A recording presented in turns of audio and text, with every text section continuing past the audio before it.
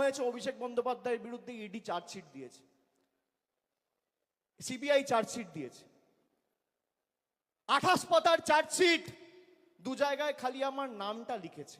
তাও অভিষেক বন্দ্যোপাধ্যায় কে, বাড়ি কোথায়, সাংসদ না বিধায়ক না পঞ্চায়েত প্রধান, কোথায় থাকে, কার ছেলে, কোনো পরিচয় নেই। বিজেপি নেতারা যেমন ভাব বাচ্চে কথা বলতো, ইডি সিবিআই এখন ভাব বাচ্চে কথা বলছে। এই ভয়টা দেখে আমার ভালো লেগেছে। খবরে যা বেরোয় 100তে 100টাই মিথ্যে, আমি আপনাকে বলছি। 12 লক্ষ মানুষকে বাড়ি দিয়েছে আমাদের সরকার। একদিন একটা খবর দেখেছেন? 2.5 কোটি মানুষকে, 2.5 কোটি মহিলাদের, মায়েদের, দিদিদের, বোনেদের নিজের গচ্ছিত সঞ্চিত সরকারি, রাজ্য সরকারের কোষাগার থেকে আমাদের সরকার লক্ষ্মীর ভান্ডার দিয়েছে 50,000 কোটি টাকা খরচা করে। একদিন খবর দেখেছেন? এই